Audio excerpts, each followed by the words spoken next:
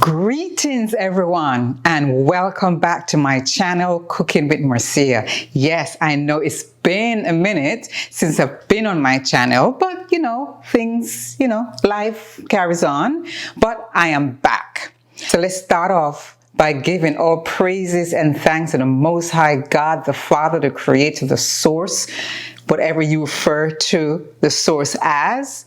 And again, let's also give praise and thanks to the Lord God, Thoth Melchizedek. Thanking them for allowing me this space and this privilege to be able to speak to you and talk to you about food.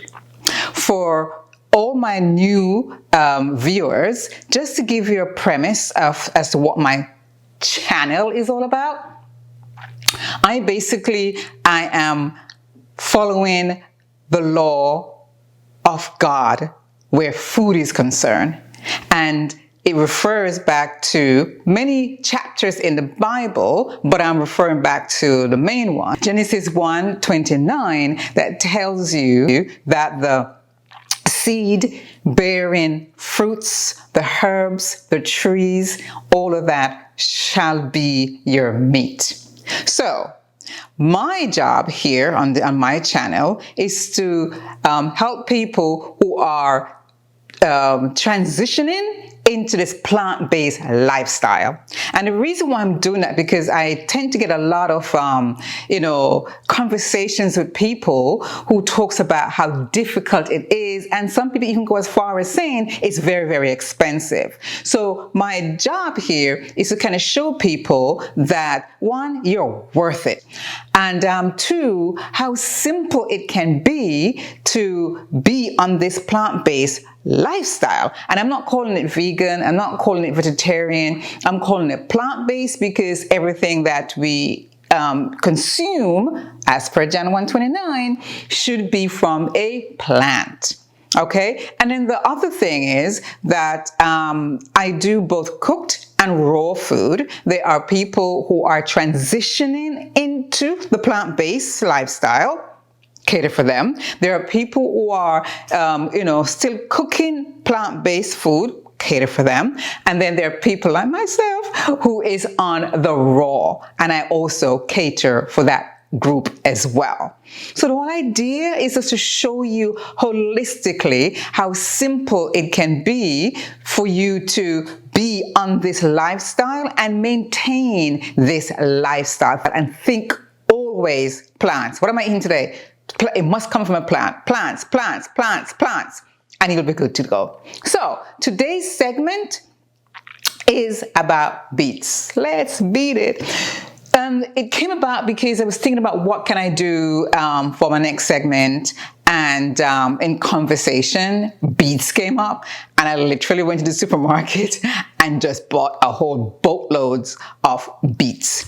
So on the menu today, we'll be doing quite a few things. They won't all be posted at the same time, but I'll be doing a beet juice, a lentil and beet stew, a beet tartare, a beet Wellington, and a beet salad. That's the plan.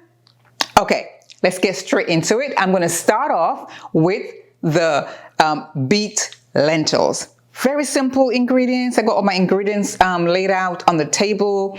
It's some sprouted organic lentils, beets, onions, garlic, some shallots, some diced up vegetables like carrots and some celery, and some coconut milk, some herbs, some spices, and that's it. Put all that into a pan, into a pot.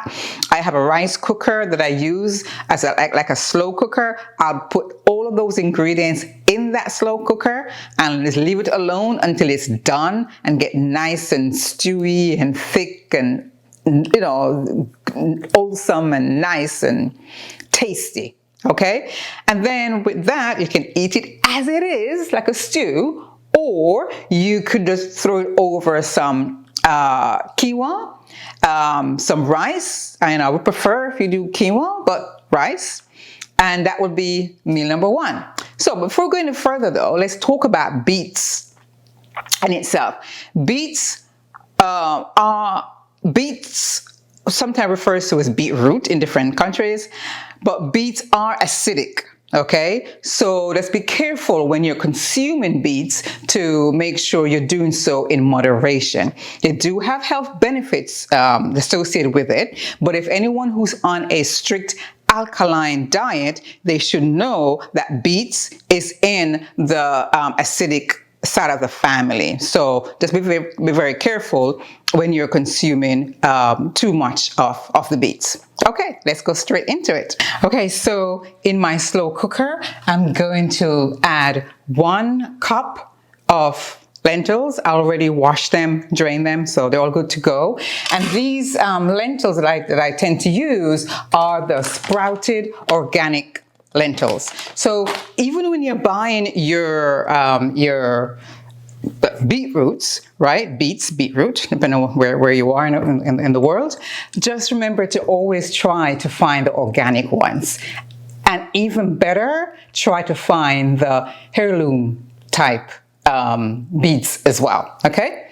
So, you know, on my channel, I try to encourage organic, and I know it's not possible for everyone, and it's not just from a money perspective, but sometimes they're hard to come by, but just do the best you can. But the most important thing is washing your fruits and vegetables. So when you get your produce, you must you know, put them through a good, rigorous routine of washing them. I use baking soda, sometimes baking soda mixed with a little bit of vinegar, sometimes a little bit of salt, just to get rid of all the bacteria that possibly could be landing, you know, on your fruits and vegetables. So let's remember that. Whatever your regimen is, make sure that you're washing your fruits and vegetables properly. Doesn't matter if it's a root vegetable or not. Doesn't matter if you're going to peel it and then eat, you know, within the skin. Still remember to wash your vegetables. Okay, so I just put in 1 cup of lentils, 1 cup of diced up carrots, and a cup of diced beets, and just about 1/4 cup of some diced onions. I've got some shallots, I like shallots, and garlic. Put all those together. I'm going to add a little bit of sea salt, and also remember sea salt. There's a lot of stuff going on right now about sea salt. Make sure that you're getting good quality sea salt. Ladies and gentlemen, we're in this space called plant-based. The space is getting larger.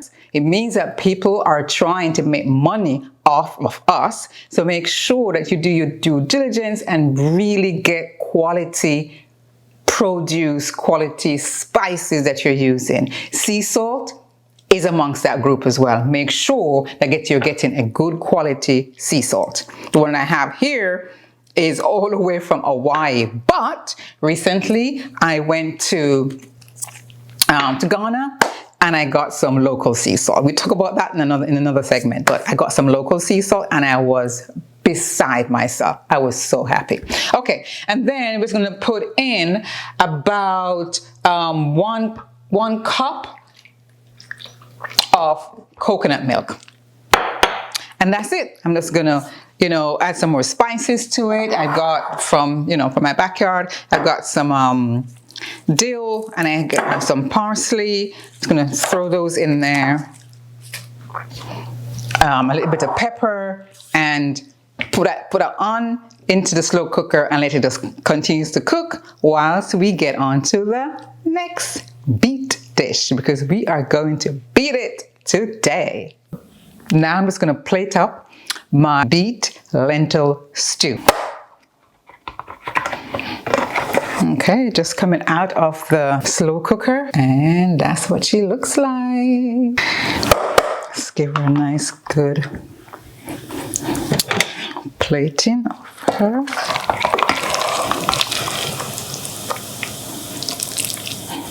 That's my nice hearty beet lentil stew.